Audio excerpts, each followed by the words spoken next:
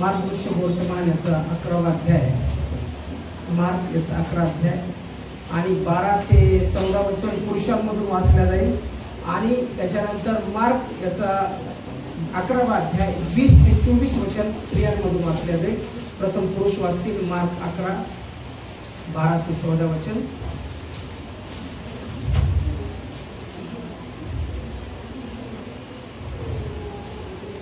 दुसऱ्या दिवशी ते बेथानीहून निघाल्यानंतर त्यांना भूक लागली.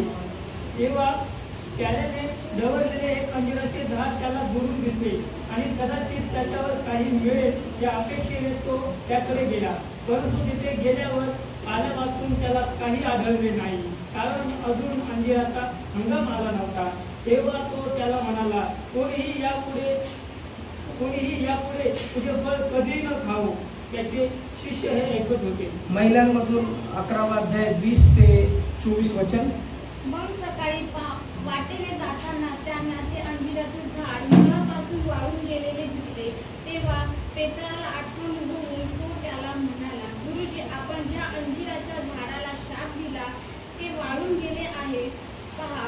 येशूने त्यांना उत्तर दिले, देवावर विश्वास ठेवा. मी तुम्हाला उचित सांगतो की जो कोणी या डोंगराला तू उठून समुद्रात टाकला जा असे म्हणेल आणि आपल्या अंतःकरणात शंका न बाळगता आपण म्हणतो तसे घडेल असा विश्वास धरेल, त्याच्या शब्दाप्रमाणे घडून येईल. म्हणून मी तुम्हाला सांगतो, तुम्ही प्रार्थना करून जे काही मागाल ते आपल्याला मिळालेच आहे असा विश्वास धरा, म्हणजे ते तुम्हाला मिळेल. देव वाचलेले वचन आशीर्वादित करू. आज मला या ठिकाणी विश्वास आमच्या जीवनात विजय आणतो या विषयावरती बोलायचं आहे. विश्वास आमच्या जीवनात विजय आणतो आणि वचन देखील विश्वासाबद्दल बोलल्या जातं. जो ख्रिस्ती मनुष्य आहे आणि ज्याने येशूवरती विश्वास ठेवला तो जर शंका बाळगत असेल किंवा संशय बाळगत असेल तर त्याच्या जीवनामध्ये काहीच होऊ शकत नाही, काहीच होऊ शकत नाही. सर्व काही जे होतं किंवा आम्ही ज्यावेळेस ख्रिस्तामध्ये वाटचाल करतो, प्रभूमध्ये वाटचाल करतो, त्यावेळेस जे रॅशनली जे दिसतं त्याच्यावरती आम्ही विश्वास ठेवत नाही, जे दिसत नाही त्याच्यावरती आम्ही विश्वास ठेवतो. बऱ्याच वेळेस आम्ही परिस्थिती पाहून विश्वास ठेवतो. परिस्थितीमध्ये काहीतरी बदल यायला लागला, चांगलं व्हायला लागलं तर मग आपण म्हणतो की हा आता माझ्या जीवनात चांगलं होणार आहे, मी विश्वास ठेवतो. पण ज्यावेळेस काही चांगलं होत नाही त्यावेळेस देखील विश्वास आम्ही ठेवतो की माझं चांगलं होणार आहे, त्याला विश्वास म्हणतात. विश्वासाची पारख आमच्याजवळ भरपूर असल्यानंतर होत नाही.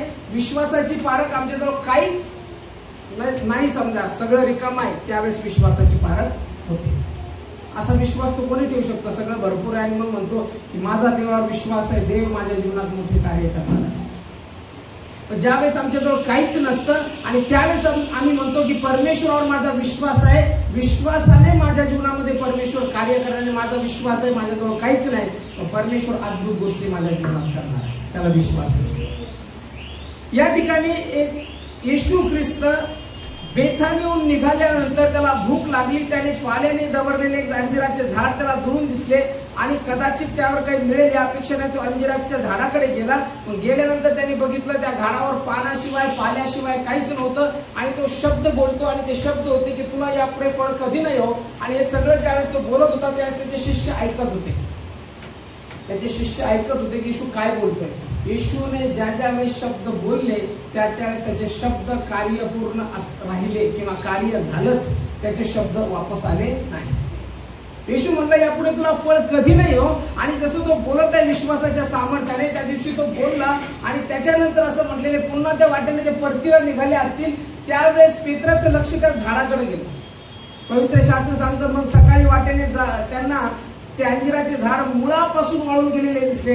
तेव्हा पेत्राला आठवण होतो, त्याला म्हणाला, गुरुजी, आपण ज्या अंजिराच्या झाडाला शाप दिला ते वाळून गेले आहे पहा. येशू त्याला उत्तर दिले, देवावर विश्वास ठेवा. येशूने काय उत्तर दिलं त्याला? देवावर विश्वास ठेवा. म्हणजे येशूला काय सांगायचं या ठिकाणी? येशू या ठिकाणी हे सांगत आहे की देवावरती जर तुमचा विश्वास आहे आणि तुमच्या मनामध्ये शंका नाही तर जे काही विश्वासाने तुम्ही मागता ते सर्व तुम्हाला प्राप्त होणार. हालेलुया. आम्ही विश्वास ठेवतो आणि विश्वासाने जे काही मागतो ते मला प्राप्त होणार आहे. आज इथं शंका बाळगू नका. आज इथं फक्त विश्वास ठेवा आणि विश्वासाने म्हणा की की प्रभू जर तुझ्या शब्दामध्ये सामर्थ्य आहे, तू म्हणतोस की देवावर विश्वास ठेवा आणि जसं तू केलंस तसं तू मला करायला लावत आहेस. या ठिकाणी तो म्हणतो देवावर विश्वास ठेवा. मी तुम्हाला खचित सांगतो की जो कोणी या डोंगराला उपटून समुद्रात टाकला जा असे म्हणेल आणि आपल्या अंतःकरणात शंका न बाळगता आपण म्हणतो तसे घडेलच असा विश्वास धरेल तर त्याच्या शब्दाप्रमाणे घडून येईल. म्हणजे डोंगराला उपटून समुद्रात टाकला जा असे म्हणेल आणि शंका न बाळगता आपल्या मनामध्ये म्हणेल तर त्याच्या शब्दाप्रमाणे घडून येईल. म्हणजे याचा अर्थ अंतःकरणामध्ये तेवढा विश्वास असायला पाहिजे. विश्वासाबद्दल सांगितलं. म्हणून मी तुम्हाला सांगतो तुम्ही प्रार्थना करून जे काही मागाल ते आपल्याला मिळालेच आहे असा विश्वास धरा म्हणजे ते तुम्हाला मिळेल. मग ज्यावेळेस तुम्ही प्रार्थना करता त्यावेळेस कशी प्रार्थना करता, ज्यावेळेस तुम्ही मागता देवाला त्यावेळेस कसं मागता आणि मागत असताना तुमची परिस्थिती काय असते. आपण परिस्थिती निरूप प्रार्थना करणारे लोक आहोत. परिस्थिती फार कचलेली असते. आपण म्हणतो हो देवा तुझी इच्छा असेल तर दे. देवाची इच्छा आहे, दिलं त्याने आपल्याला. वधस्तंभावरती येशूने विजय दिला आणि त्या अर्थी जो कोणी मागतो त्याला ते प्राप्त होतं. तर बऱ्याचशा वेळेस काय होतं मनुष्याच्या मनामध्ये शंका किंवा संशय येतो आणि त्या संशयामुळे काय होतं त्याला जे प्राप्त व्हायचं असतं ते कधीच प्राप्त होत नाही. म्हणून या ठिकाणी म्हणलेले की विश्वास जो आहे तो आमच्या जीवनात विजय आणतो. म्हणून अविश्वासाला आम्ही दूर ठेवलं पाहिजे आणि अविश्वासामुळे काय होतं की आमच्या जीवनामध्ये कार्य होत नाही. एवढंच काय येशू ख्रिस्ताबद्दल देखील पवित्र शास्त्र सांगतं. येशू त्याच्या गावामध्ये गेला, नासरेत गावामध्ये, आणि नासरेत गावामध्ये गेल्यानंतर आजारी लोक किंवा पिडलेले लोक त्याच्याकडे आले आणि ज्यावेळेस ते पिडलेले लोक त्याच्याकडे आले त्यावेळेस पवित्र शास्त्र स्पष्ट सांगतं की त्या लोकांच्या अविश्वासामुळे येशूला पुष्कळसे चमत्कार करता आले नाही. येशूमध्ये विश्वास होता. येशू जसा या झाडाला बोलला तसंच त्या ठिकाणी बोलत असेल, तसाच विश्वासाने बोलत होता. पण काय मुळात घडत होतं की जे लोक त्या गावचे होते त्यांनी त्याला लहानाचं मोठं होताना बघितलेलं होतं. अरे हा तो सुताराचा मुलगा ना, हा तो त्या युसेफाचा मुलगा ना, हा तो मरियेचा मुलगा ना, आणि हा काय करतो चला बघू तरी आपण. आणि ज्यावेळेस ते प्रार्थना करून घेत असतील, ज्यावेळेस ते हात ठेवून घेत असतील त्यावेळेस त्यांच्या मनामध्ये काय येत असेल, शंका येत असेल. काय शंका, हा तर सुताराचा मुलगा आहे, हा तर योसेफाचा मुलगा आहे, हा तर मरियेचा मुलगा आहे. आणि यांनी शब्द बोलल्यानंतर आम्हाला काय वाटत नाही बाबा काय होणार. आणि त्याच्यामुळे तिथं वचन स्पष्ट सांगतं की त्यांच्या अविश्वासामुळे येशू त्याच्या गावामध्ये पुष्कळसे चमत्कार करू शकला नाही. आणि म्हणून तिथं वचन लिहिलेले की संदेश आपल्या गावात सन्मान पावत नाही. का? कारण की लोक अविश्वास पाळतात. म्हणून अविश्वास जो असतो तो अविश्वास आमच्यासाठी घातक ठरतो. घातक ठरतो. कोणी जर तुम्हाला निगेटिव्ह बोलत असेल तर त्या निगेटिव्हिटी पकडू नका किंवा त्याची निगेटिव्हिटी स्वतःमध्ये घेऊ नका. जर नाही होणार त्याला म्हणायचं येशूच्या नावात शांत बस, ते होणार नाही होणार. बरोबर आहे तुमचं एकदम. मला वाटतं हे काय होणार नाही. आपल्या बसची बात आपल्या बापदादाने कधी पाहिलं नाही आणि ते होणारच नाही.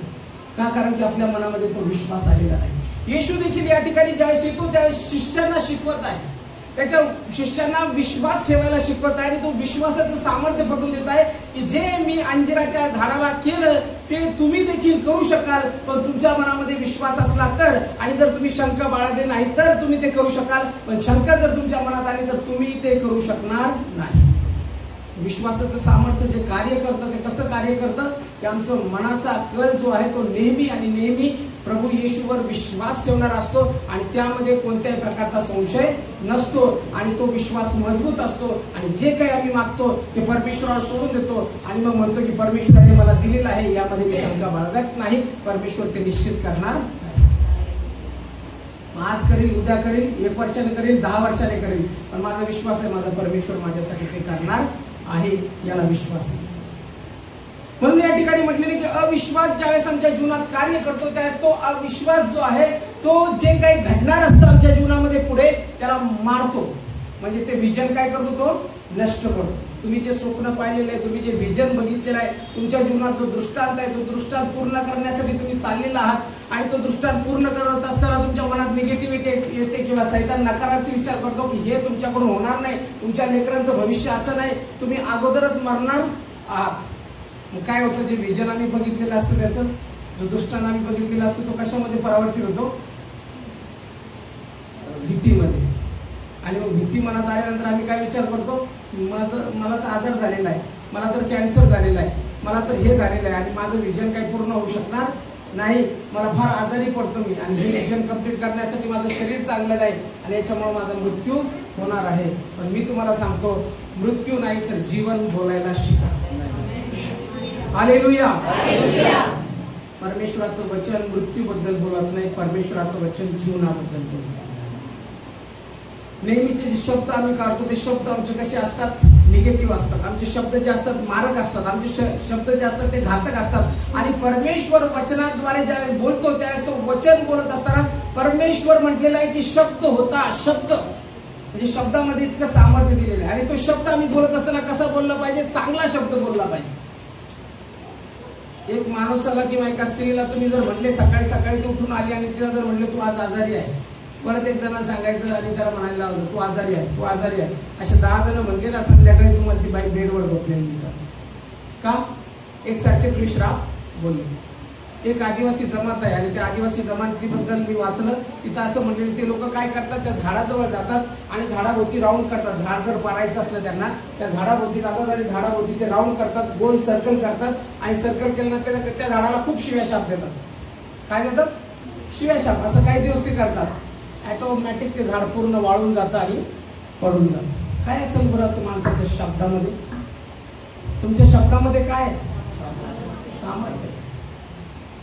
काही जण मी मेलो, आता काही खरं नाही, मी मेलो. काही दिवसांनी तुम्ही खरंच बघा, अरे मेला, अरे मेला, कसं काय मेला? तू काय नेहमी काय म्हणायचा? मी मेलो. त्याला हार्ट अटॅक येऊन खरंच वरती गेलेलं. का? त्याच्या शब्दामध्ये सामर्थ्य. काय? तो जो बोलतो तसं तो होतो. तुम्ही जे बोलतात तेच होता. तुम्ही जे बोलत नाही ते होत नाही, पण जे बोलतात तेच घडतात. आणि जे काही बोलतं ते आम्ही निगेटिव्ह बोलतो आणि निगेटिव्ह बोलल्यामुळे काय होतं? अविश्वास येतो. अविश्वासाने एकदा जागा घेतली तर विश्वास आमच्या जीवनामध्ये राहत नाही. पण परमेश्वराचं वचन आम्हाला या ठिकाणी विश्वासाबद्दल बोलत आहे. हालेलुया. काही जरी नसलं तरी काय म्हणायचं की मी काहीतरी आहे. पण असं म्हणून घेऊ नका स्वतःवरती मी काही करू शकणार नाही, मला काही जमणार नाही, मला काही येत नाही, माझ्या बापदादाने काय केलं नाही, माझ्या लेकरांचं भविष्य काय करणे, माझं भविष्य काय करणे, मी महिला आहे, मी पुरुष आहे, मी शिकलेलं नाही आणि माझ्या जीवनात काहीच होणार नाही. असे शब्द बोलण्यापेक्षा असं म्हणा की मी काहीतरी ग्रेट करणार आहे. देवाचं मी प्रतिरूप आहे आणि परमेश्वराने मला या जगात पाठवलेलं आहे आणि मला काहीतरी सुपर करण्यासाठी पाठवलेलं आहे. हालेलुया. बोलायला काय लागतं? पैसे. ते पण आपण बऱ्याचशा वेळेस बोलत. आपण परिस्थितीनुरूप बोलतो. परिस्थिती जर माझ्या जीवनात वाईट घडत असली तर मी वाईटच बोलायला लागतो. परिस्थिती जर माझ्या जीवनामध्ये वाईट समस्या आणत असेल तर मी तेच बोलायला लागतो. माझ्याजवळ जर पैसा नसले तर मी तेच बोलायला लागतो की माझ्याजवळ काहीच नाही. माझ्याजवळ जर काहीच नसलं तर ते मी तेच एम्प्टीनेस घेऊन बसतो आणि त्याच्याबद्दलच बोलतो की आता माझ्याजवळ काहीच नाही आणि मी असाच आहे आणि मी असाच आहे. बघा मी खाली आहे, मी रिकामा आहे, माझ्याजवळ काहीच नाही आणि मी असाच राहणार, असंच जगणार. मी सांगतो तुम्ही तसेच आणि तुमचे लेकरे तसेच होणार. कारण की तुम्ही वचन जे परमेश्वराने दिलेलं आहे ते बोलत नाही. विश्वास जो परमेश्वराने दिलेला आहे तो बोलत नाही. अविश्वास. बरं मला सांगा, रक्तस्रावी स्त्रीबद्दल सांगितलेलं मार्क वर्तमानाचं 5 अध्याय 21 वचन, त्याच्यामध्ये जर तुम्ही बघितलं तर तिथं कुठं अविश्वास आढळतो का? त्या बाईनं ज्यावेळेस ती घरातून निघली त्यावेळेस तिच्या जीवनात अविश्वास आढळतो का? आणि तेथे रक्तस्रावाने 12 वर्ष पिडलेली एक स्त्री होती. तिने बऱ्याच वैद्याच्या हातून पुष्कळ हाल सोसून आपल्या जवळ होते नव्हते ते सर्व खर्चून टाकले होते, तरी तिला काही गुण न येता तिचा रोग बळावला होता. विचार करा, 12 वर्षापासून ती पिडलेली होती. ती बऱ्याच वैद्याच्या हातून पुष्कळ हाल सोसून जवळ होते नव्हते ते खर्चून टाकले होते, तरी तिला काही गुण आला नव्हता. 12 वर्षापासूनचा आजार विचार करा. 10 दिवस मी आजारी पडलो, हातपाय गळाले, असं वाटलं अरे बापरे आता काय होतं, किती आजारी पडलो मी आणि किती दिवस असं पडून राहायचं, चालता येणं काय होत नाही, ताप यायला लागली. म्हणजे फील जे असतं माणसाला, शरीर चांगलं असलं तर फार बरं वाटतं, शरीर जर चांगलं नसलं तर माणसाला बरं वाटत नाही. म्हणजे असं वाटतं की काय करू शकत नाही, उत्साह राहत नाही शरीरामध्ये.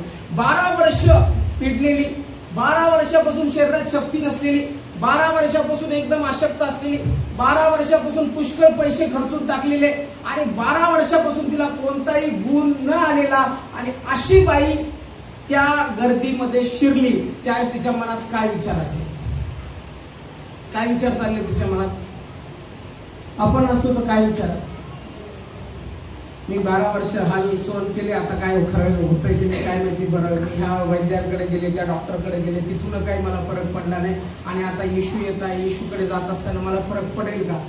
नक्कीच आम्ही संशय बाळगला असता, नक्कीच बाळगला असता. पण ज्यावेळेस ती बाई गर्दीमध्ये जाते त्यावेळेस तिच्या मनामध्ये संशय नाही, कोणत्या प्रकारची शंका नाही. ज्यावेळेस ती गर्दीत जात आहे त्यावेळेस त्या गर्दीत जात असताना तिच्या अंतःकरणामध्ये तो विश्वास आहे की ज्याला मी स्पर्श करणार आहे त्याला स्पर्श केल्याने मला आरोग्य प्राप्त होणार आहे. Hallelujah, hallelujah, hallelujah. तिच्या मनामध्ये विश्वास आहे आणि विश्वासाने ती पुढे जात आहे, विश्वासाने पुढे जात आहे. त्यावेळेस एका मिनिटाला तिच्या मनात शंका नाही, याला स्पर्श केल्यानंतर मला बरं होणार नाही. तर ती मनामध्ये म्हणते, मनामध्ये विश्वास बाळगते आणि मनामध्ये म्हणते की मी याच्या वस्त्राच्या गोंड्याला जरी शिवले तरी मी बरी होईल. What a great faith. काय महान विश्वास आहे की आता मी ज्याच्याकडे चाललेले आहे, आता मी जिथं चाललेलो आहे, आता मी ज्याचं वचन ऐकत आहे, आता मी ज्याचं वचन ऐकत असताना जे वचन मी स्वीकारत आहे, आता ज्या प्रभूला मी स्पर्श करणार आहे, आता ज्या प्रभूचा आत्मा माझ्यावर येणार आहे, तो प्रभू माझ्या जीवनात अशक्य गोष्टी शक्य करणारा परमेश्वर. हालेलुया. अशक्यतेवर मात मिळवण्यासाठी प्रभूचं वचन वाचा. कधीच निराश होऊ नका, कोणत्याही परिस्थितीमध्ये निराश व्हायचं. ज्यावेळेस परिस्थिती येते त्यावेळेस आनंद माना की परमेश्वराने मला काहीतरी शिकवण्यासाठी परिस्थिती आणली. काही लोक परिस्थिती आल्यावर रडत बसतात. मी तो परिस्थिती आल्यावर रडायचं नाही, परिस्थिती आल्यावर लढायचं. मुळू रडतात, आता काही खरं नाही, आता संपलं. दोरी आहे का घरामध्ये एखादी आणि मग काय करतो, फॅन मजबूत आहे का, फॅन तुटणार तर नाही ना, म्हणून मी फॅनला दोरी बांधतो आणि मग काय करतो, मी गळफास घेऊन मरून जातो. तुम बुजदिल हो, डरफोक हो. तुम्हाला लढण्याची ताकद नाही, तुम्हाला मरण्याची ताकद आहे, त्याच्यामुळे तुम्ही मरून चालले. मला वाटतं तुम्ही ते ऐकलं असेल, कॅफेकट जे कॉफीचं बिझनेस करत होते, त्या व्यक्तीने कितीतरी करोड त्याच्यावरती कर्ज झालं आणि ते कर्ज झाल्यामुळे काय केलं, त्या माणसाने आत्महत्या केली. त्या माणसाने आत्महत्या केल्यानंतर मला वाटतं मी आत्ता एक महिन्यापूर्वी पेपरमध्ये वाचलं, त्या माणसाने आत्महत्या केल्यानंतर त्याच्या बायकोने बिझनेस सांभाळला आणि तुम्हाला माहिती आहे त्याच्या बायकोने कर्ज फेडून ती कंपनी कितीतरी करोडांनी प्रॉफिटमध्ये आणली. त्या बाईने असा विश्वास केला का माझा नवरा आता आत्महत्या करून मेला. का मेला? कर्ज जास्त झालं होतं, मग आता मी पण आत्महत्या करून मरून जाते. तिनं मरण्याचा विचार केला नाही, तिनं जगण्याचा विचार केला आणि तिनं त्या कंपनीला पुन्हा वर आणलं. आज सगळ्या भारतामध्ये कॅफेकडे आम्ही बघतो, सगळीकडे जे कॉफीचं जे बिझनेस आहे त्यांचा कॉफी शॉप जास्त मोठमोठे ते बिझनेस चालवतात. त्या बाईनं त्या बिझनेसचं कर्ज फेडून त्या बिझनेसला आणखी वरती आणलं, पण तिनं मरण चॉईस केलं नाही. आपण काय चॉईस करतो? मरण चॉईस करतो. सगळ्यात जास्त निराशा आपल्याकडे असते. खूप लवकर आपण निराश होतो. कोणी एक शब्द निगेटिव्ह बोलला की लगेच, कोणी जर म्हणलं तुम्ही काय करू शकत नाही, आपण काय करतो लगेच त्याचा शब्द फार पॉवरफुल आहे. एखादा माणूस ज्यावेळेस बोलतो त्यावेळेस ते शब्द ज्यावेळेस आम्ही स्वीकारतो त्यावेळेस त्या शब्दाप्रमाणे होतो. जर तुम्हाला एखादा आला शिव्या शाप दिल्या चांगल्या तर तुमचं मूड कसा होतो? एकदम आनंदित होतं का? मग पूर्ण दिवसभर मी तो होतो, दिवसभर आपण त्याचाच विचार करतो की या माणसाने मला असं का बोलला, असं का बोलला असेल, मी तर काही केलं नाही आणि पूर्ण निराशा येते. म्हणजे विचार करा, कोणाच्या शब्दाने देखील आपण निराश होतो, एखाद्याच्या शब्दाने देखील आमचा पूर्ण दिवस वाया जातो. म्हणजे शब्द किती सामर्थ्यशाली आहे. ते शब्द आम्ही पॉझिटिव्ह मध्ये कन्वर्ट केले. चला ठीक आहे, ते मला बोललं असेल, पण माझ्यामध्ये जी ऊर्जा परमेश्वराने दिलेली आहे त्या ऊर्जेने मी कार्य करणार नाही. तिनं अविश्वास बाळगला नाही. ही रक्तस्रावी स्त्री ज्यावेळेस येशूकडे येते त्यावेळेस अविश्वास बाळगत नाही. तिच्या मनामध्ये विश्वास आहे. तिनं स्पर्श केला, येशूच्या वस्त्राच्या गोंड्याला तिनं शिवलं आणि शिवल्याबरोबर तात्काळ असं म्हणलेलं, तात्काळ त्या क्षणी प्रभू येशूद्वारे तिला आरोग्य प्राप्त झालं. येशू देखील म्हणतो, मुली तुझ्या विश्वासाने तुला बरं केलं. कोणाच्या विश्वासाने? येशू म्हणतो माझ्या विश्वासाने तुला बरं केलं. येशू काय म्हणतो? बाई तुला तुझ्या विश्वासाने बरं केलं. जसा विश्वास तसं काय. आज मनामध्ये काय शंका चालू आहे? आज मनामध्ये काय संशय चालू आहे? आता काय खरं नाही, आता या महिन्यात तर पैसे आले नाही हातामध्ये, या महिन्यामध्ये आता कसं होणार आणि काय चालणार नाही काय. असं म्हणण्यापेक्षा असं म्हणा, या महिन्यामध्ये जरी पैसे आले नाही तर माझा पुरवठा वरतून परमेश्वर आहे आणि मी विश्वास ठेवतो की माझा देव मला निश्चित पुरवठा करणार. हालेलुया. म्हणा, येशू आम्ही जरी स्ट्रगल मध्ये असू, चिंतेमध्ये असू, तरी देखील आमचा विश्वास आहे तो आमचा पुरवठा करणारा आणि तुम्हाला विपुल रीतीने पुरवठा करणार आहे. त्याबद्दल मी तुला धन्यवाद. Hallelujah, hallelujah. आमचा जो अविश्वास आहे तो आम्ही काढला पाहिजे. शताधिपतीला चाकर असतो आणि तो व्यक्ती जो आहे तो शताधिपती आहे. लूक कृषीवर्तमानाचा 7वा अध्याय 2 ते 10 वचनामध्ये आम्ही बघतो की हा जो व्यक्ती आहे हा 100वरती अधिकारी आहे आणि तो येशूकडे येतो. त्यावेळेस तो काय म्हणतो, माझा चाकर आजारी पडलेला आहे. आणि आजारी पडलेला असताना तो काय म्हणतो, प्रभू माझ्या घरी या. जर आम्ही वचनात बघितलं तर तो म्हणतो, प्रभू माझ्या घरी या. तेव्हा पुन्हा एका शताधिपतीचा एक आवडता दास आजारी पडून मरायास टेकला. त्याने येशूविषयी ऐकून यहूद्यांच्या वडील मंडळीस त्याच्याकडे पाठवले, विनंती केली की आपण येऊन माझ्या दासाला वाचवावे. त्यांनी येशूकडे येऊन आग्रहाची विनंती केली व सांगितले, आपण त्याच्यासाठी हे करावे अशा योग्यतेचा तो आहे, कारण आपल्या राष्ट्रावर हा प्रेम करतो आणि ह्यानेच आमच्याकरता सभास्थान बांधून दिले आहे. तेव्हा येशू त्यांच्याबरोबर गेला. मग तो घराजवळ येताच त्याने त्याच्याकडे आपल्या मित्रास पाठवून त्याला म्हटले, प्रभूची श्रम घेऊ नका, कारण आपण माझ्या छपराखाली यावे इतकी माझी योग्यता नाही. यामुळे आपल्याकडे येण्यास मी स्वतःला योग्य मानले नाही, तर शब्द मात्र बोला म्हणजे माझं चाकर. काय विश्वास आहे. तो काय म्हणतो, येशू माझी एवढी योग्यता नाही की मी तुमच्याकडे यावं म्हणून मी तुमच्याकडे आलो नाही, आणि आपणही माझ्या छपराखाली यावं इतका मी मोठा नाही, इतका मी योग्यतेचा नाही, पण तुम्ही काय करा, शब्द मात्र बोला. काय म्हणतो तो, शब्द मात्र बोला. शब्दामध्ये सामर्थ्य आहे. येशूच्या वचनामध्ये सामर्थ्य आहे, पण प्रभूच्या वचनामध्ये सामर्थ्य आहे. आणि ज्यावेळेस तो म्हणतो शब्द मात्र बोला, म्हणजे ज्यावेळेस शब्द बोलल्या जातात त्यावेळेस त्याला माहिती आहे येशू शब्द बोलाल आणि कार्य होईल, आणि त्याच्यावरती माझा विश्वास आहे.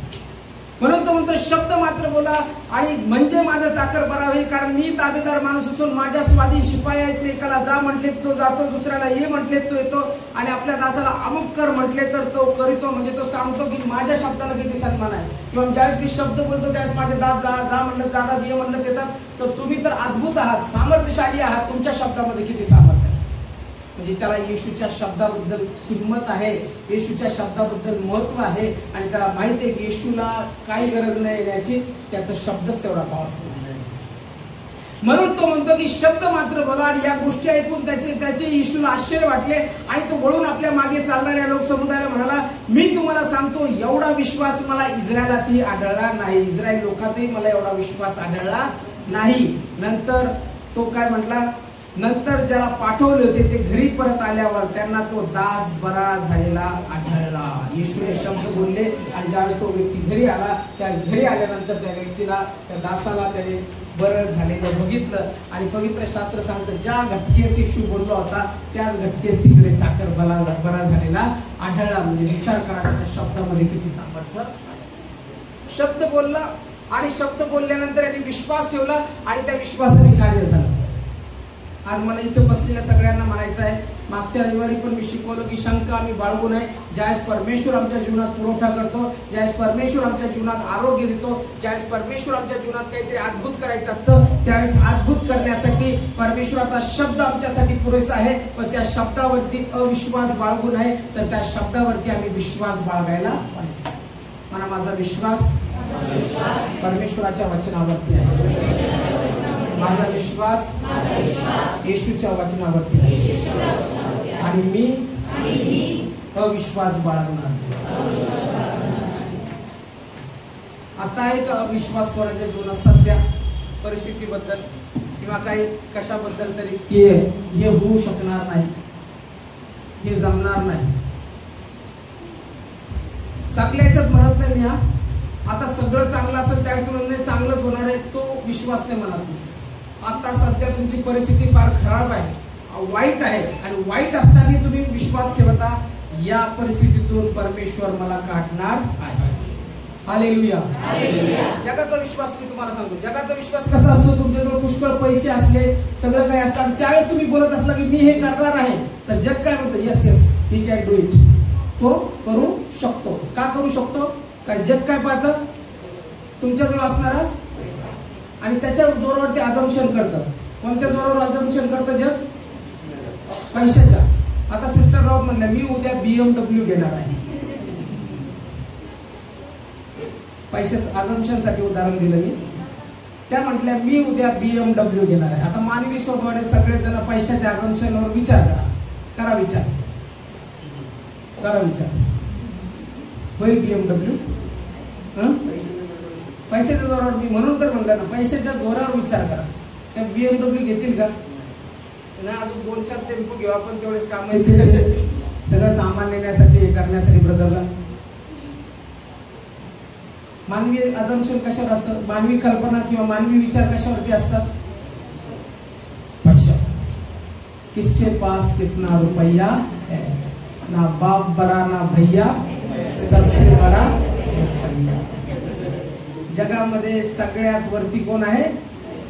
तर मी तुम्हाला सांगतो, जगापेक्षा देखील श्रेष्ठ जो आहे तो जो जगात आहे त्यापेक्षा माझ्यात जो आहे तो सगळ्यापेक्षा.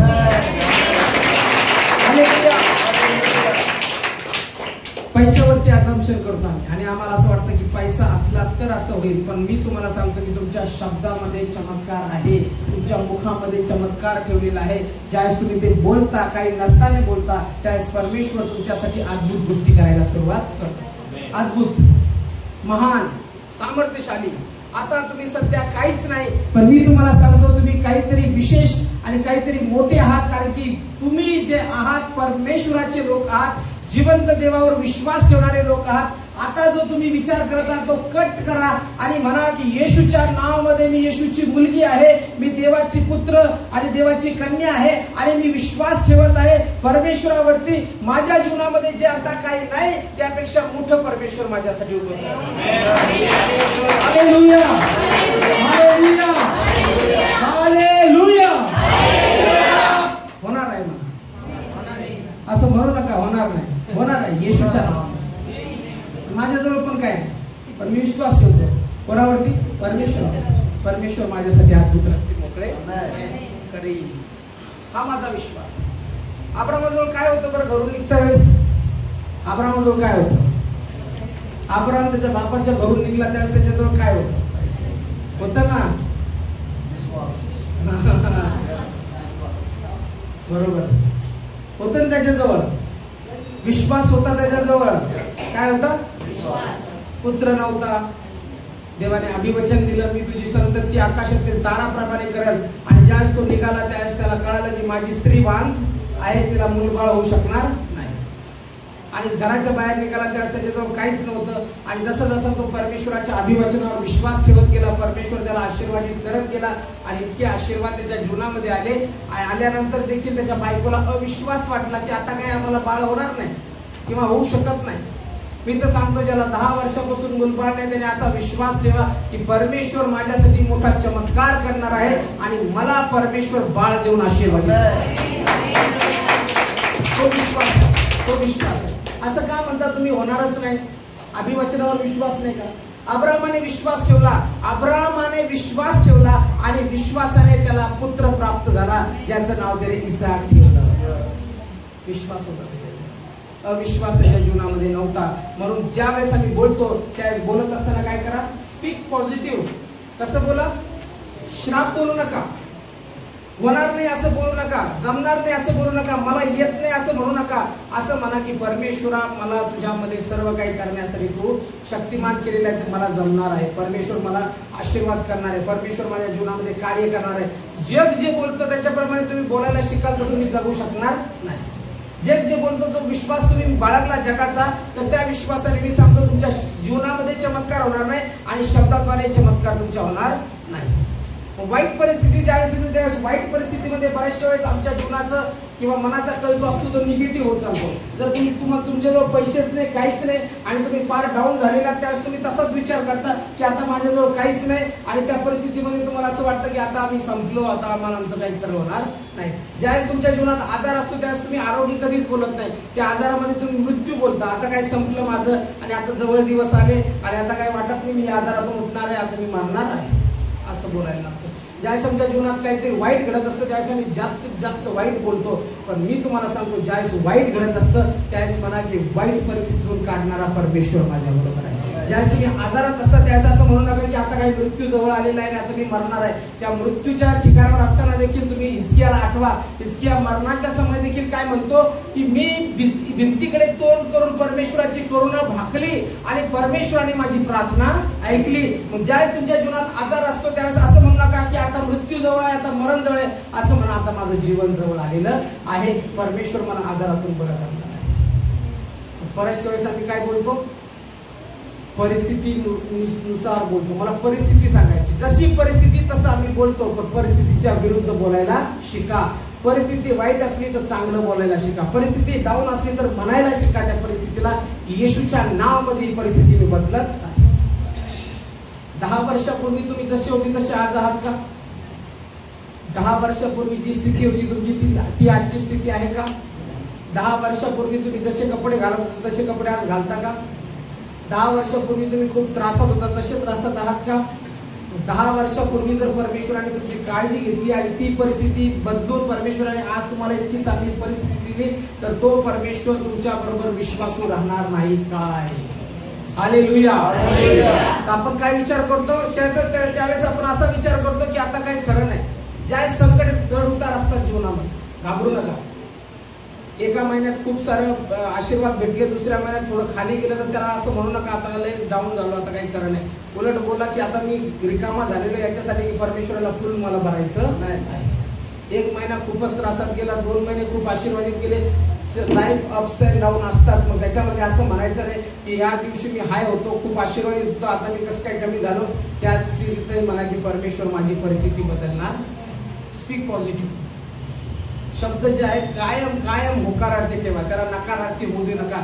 निगेटिव्ह माइंड तुमचं झालं की समजायचं दुष्टाने तुमचा ताबा घेतला, आणि दृष्टी एकदा जर ताबा घेतला तर तुम्हाला पूर्ण कोलॅप्स पाडून टाकेल आणि पुन्हा तुम्हाला उठू देणार नाही. त्या स्थितीमध्ये देखील तुम्ही म्हणायला लागतात की आता काय मी वरती येणार नाही, आता माझं सगळं संपलेलं आहे. पण परमेश्वराचं वचन आम्ही ज्यावेळेस ऐकतो त्यावेळेस परमेश्वर किंवा प्रभू येशू ख्रिस्त ज्यावेळेस या जगात आला त्यावेळेस त्याने कधीच असं म्हणलं नाही की माझ्याकडून हे शक्य नाही, मी बरं करू शकणार नाही, मी भूत काढू शकणार नाही. उलट शिष्य म्हटले की प्रभू आमच्याकडून हे जातच नाही, ही दुष्ट आत्मा जातच नाही. त्यावेळेस तो काय म्हणतो, अहो अविश्वासी पिढी हो, मी तुमच्या बरोबर कुठपर्यंत सोसू. म्हणजे काय म्हणतो येशू, मी काढू शकतो तर तुम्ही पण काढू शकता या भूताला, पण तुम्ही काय बाळगला?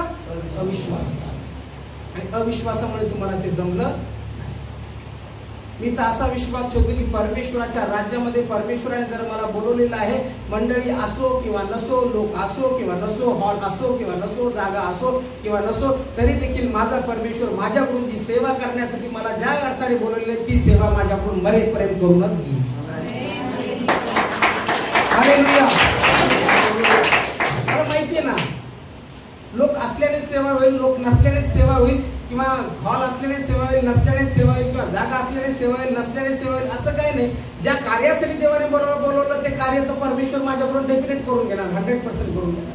ज्या कार्यासाठी परमेश्वराने तुम्हाला बोलवलं त्याबद्दल तुम्ही जर चिंता करत आहात तर ते होणार नाही. पण चिंता न करता तुम्ही जर म्हणाल जे होईल ते होईल, येशू रक्त जय. काय म्हणायचं? जे होईल ते होईल. आज मेलो उद्या मेलो काय होणार नाही, मेलो तर पुढे जाणार येशूच्या चरणात, आणि जगलो तर येशूची सेवा.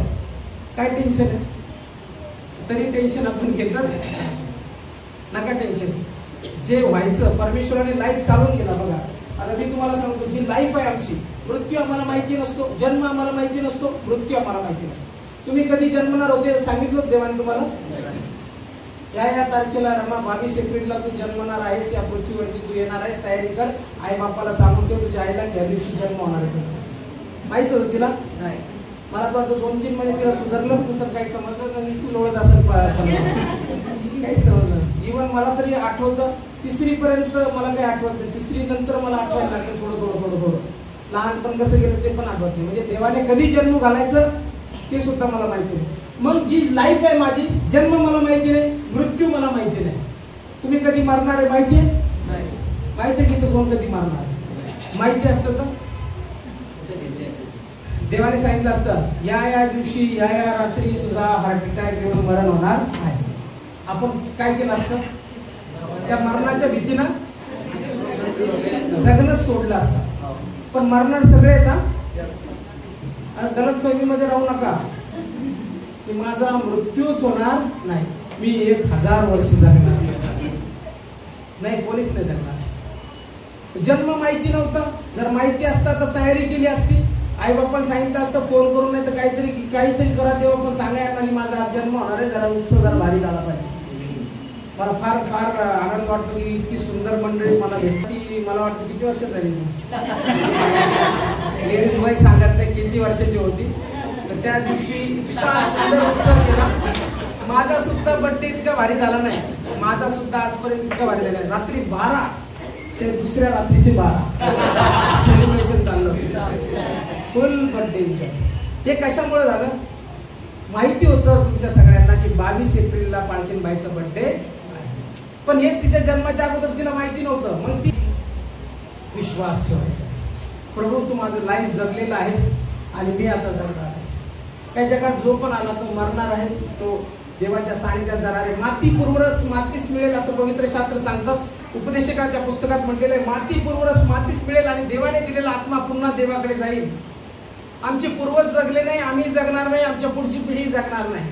जोपर्यंत देवाने आम्हाला ज्या काळामध्ये ज्या समयामध्ये पाठवलं तेवढंच जीवन आम्ही जगणार आणि त्याच्यानंतर आम्ही पुन्हा देवाकडे जाणार आहोत. मग देवाकडे जात असताना आमचा जर अविश्वास इथं पृथ्वीवर राहत असताना अविश्वास जर आला तर आम्ही ही लाईफ देखील जगू शकणार नाही, कारण की देवाने प्रत्येकाला स्वतंत्र इच्छाशक्ती दिलेली आहे, रिमोट बनवलं नाही. म्हणून आमचं जीवन जगत असताना आम्हाला जास्तीत जास्त देवावरती विश्वास ठेवायचा नाही.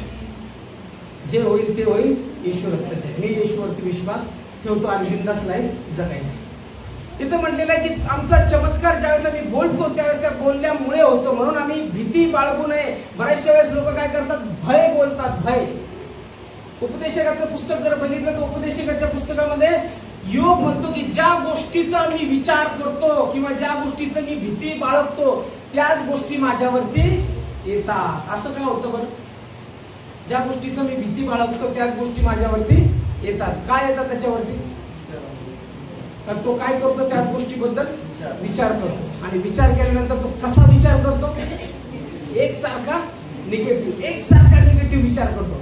काय म्हणतो, आता अरे बापरे माझ्याजवळ पैसे नाही, आता तर माझं संपलं, आता कसं होणार, आता मी मरणार, आता माझ्या परिवाराचं काय होणार नाही. आणि ते संकट माझ्यावरती निवडून घेतो. आता माझा हात दुखायला लागला, इकडचा लेप दुखायला लागला, मला हार्ट अटॅक येतो का काय, मला नस ब्लॉक झाल्या का काय, लगेच चेक केलं, 4 नस ब्लॉक. मी काय करतो, मी एकसारखी निगेटिव्हिटी माझ्या मनात आणतो. मला त्रास होतोय, मला त्रास होतोय, पोटात गोळा आहे काय, चेक करतो, पोटातले मोठा गोळा. पोटात गोळा जरी असला तरी म्हणतो येशूच्या नावात माझ्या पोटामध्ये काहीच नाही आणि माझा विश्वास आहे की देव माझ्या बरोबर आहे. मी चमत्कारांवर मी चेक करतो आणि माझ्या पोटामध्ये ते म्हणतात तुमचा रिपोर्ट नॉर्मल आहे, तुमच्या पोटात काहीच नाही. त्रास व्हायला लागला, पुष्कळ त्रास व्हायला लागला, चेक करतो, काही हरकत नाही, तुम्हाला काही त्रास नाही, देवापासून तुम्हाला आरोग्य दिलेलं. काय हे झालं, कारण की मी विचार करतो की मला जरी त्रास होत आहे तरी माझा परमेश्वर माझ्या बरोबर आहे आणि तो देव माझे शब्द ऐकत आहे, मी भीती बाळगत नाही. म्हणून फिलिप्पियर पत्राचा 4 अध्याय 13 वचन जे आम्ही नेहमी सांगतो तेच वचन मी तुम्हाला सांगत आहे की मला जो सामर्थ्य देतो त्याच्या ठाई मी सर्व काही कराव्यास शक्तिमान आहे. मला जो सामर्थ्य देतो त्याच्या ठाई सर्व काही कराव्यास शक्तिमान आहे. मी सांगतो मला इंग्लिश येत नव्हती, मी 10वीला 3 वेळेस आणि 12वीला 4 वेळेस फेल झालेला माणूस आहे. पण ज्यावेळेस मी बायबल कॉलेजला गेलो त्यावेळेस मला हे वचन प्राप्त झालं जे आता मी तुम्हाला बोललो की मला जो सामर्थ्य देतो त्याच्या ठाई मी सर्व काही करावे शक्तिमान आहे.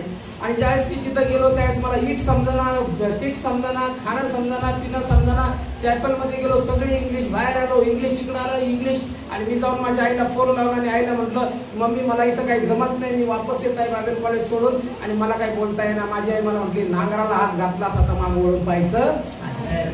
मी लगेच फोन खाली ठेवला आणि गेलो रूम मध्ये आणि बायबल खोललं आणि वाचलं. त्यावेळेस वचन मला प्राप्त झालं, मला जो सामर्थ्य देतो त्याच्या ठाई मी सर्व काही कराव्या शक्तिमान आहे. मी म्हटलं मी ज्यावेळेस या कॉलेजमधून बाहेर पडेल त्यावेळेस माझा विश्वास आहे की मी या कॉलेजचा ग्रॅज्युएट म्हणून बाहेर पडेल.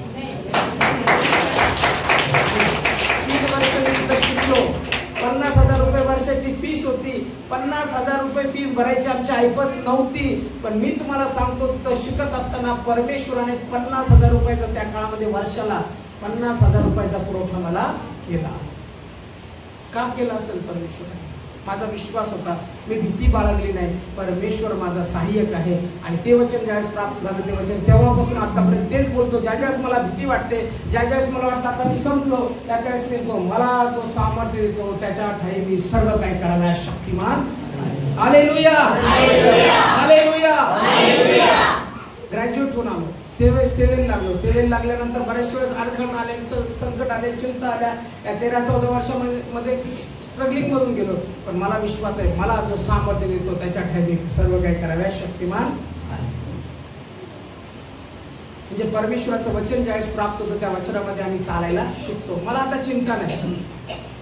मी फास्टिंग प्रेयर केला 2023 मध्ये. पहिली वेळेस मी केला 40 दिवसाच्या प्रार्थना.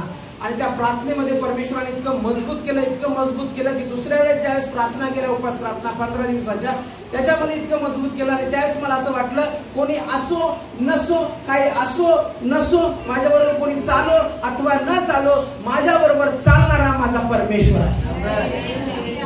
म्हणून मी चिंता करणार ते माझ्या मनातूनच गेलं. आता कसं होईल, आता काय होणार, आता जे काय होईल ते देवाच्या हातामध्ये. आणि देव जे काय करत ते चांगलंच करत, माझा विश्वास.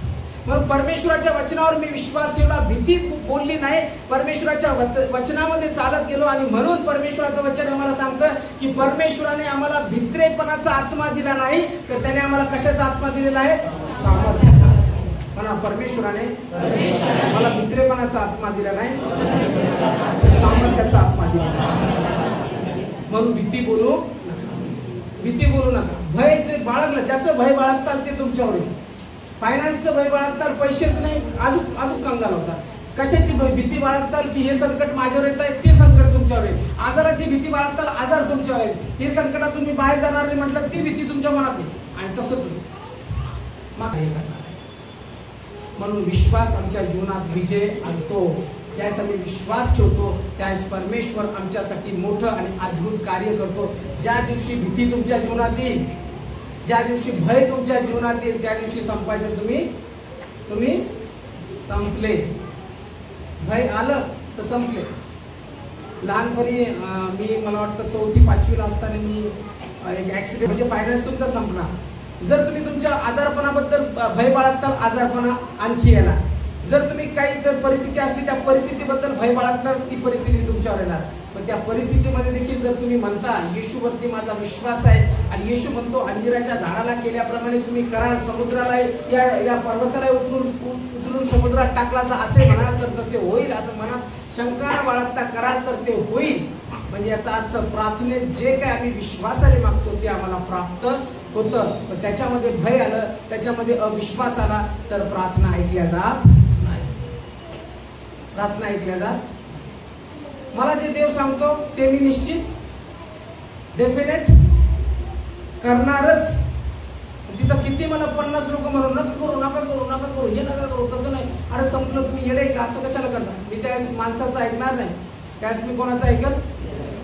एक म्हण आहे बघा, ऐकावे जनाचे, मी म्हणतो ऐकावे जनाचे आणि करावे देवाच्या मनाचे.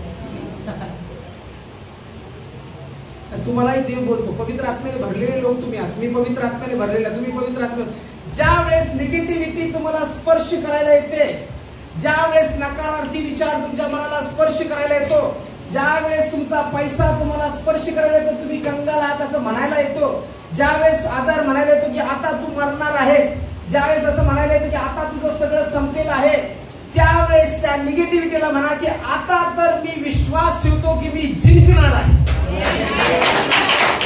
विजयी आहे आणि विजयामध्ये चालणार आहे, कारण की माझा परमेश्वर विजयी आहे. ज्या ईश्वर मी विश्वास ठेवतो त्याची कबर आज देखील रिकामी आहे, तो जिवंत आहे. तो जर जिवंत आहे तर मी त्याच्यावर विश्वास ठेवतो, मी देखील युगाने जिवंत राहणार. काल आलो, जसं आम्ही मुंबईहून आलो त्यावेळेस किरण बरोबर फोनवर बोलत होतो आणि इमॅजिन कर म्हटलं, मरणाचा विचार एक डोक्यात आला सहज. म्हणलं माझ्या लहानपणापासून देव मला बोलत होता पण मला समजत नव्हतं. म्हटलं मी लहानपणी अशी लाईट गेल्यानंतर छाती चोळत बाहेर पडायचो आणि असा विचार करायचो की मेल्यानंतर काय, माझे आई वडील कुठं राहतील, मी कुठं राहील, असा विचार मला लहानपणापासून यायचा. पण त्याचं उत्तर माझं तारण झाल्यावर मला प्राप्त झाला की मला जगणे ख्रिस्त आणि मरणे लाभ आहे. आता मला विचार नाही म्हटलं. का विचार नाही? कारण की मला माहिती आहे जोपर्यंत मी पृथ्वीवर जगत आहे तोपर्यंत येशूसाठी जगणार आणि ज्या दिवशी मी संपणार मरणार त्या दिवशी ते मला लाभाचं आहे, कारण की मी येशूच्या चरणाजवळ जाणार, मला सुखलोक प्राप्त होणार. म्हणून मरणाची आणि जीवनाची चिंता संपलेली आहे. ज्याचा येशूवर विश्वास आहे त्याच्यासाठी जीवन विपुल आहे, आशीर्वाद विपुल आहेत. हेच आशीर्वाद मी म्हणत नाही तुम्हाला, स्वर्गाचे आशीर्वाद पण आहे. हे आशीर्वाद तर इथे देणारच, पण देत असताना अविश्वास बाळगू नका. आज मला तीच प्रार्थना करायची, जर अविश्वास असेल तर तो अविश्वास काढू आणि परमेश्वराच्या वचनावरती विश्वास ठेवू. यावेळेस आपण सर्वजण आपल्या पायावरती उभे राहूया. सगळ्यात पहिली आपण प्रार्थना करणार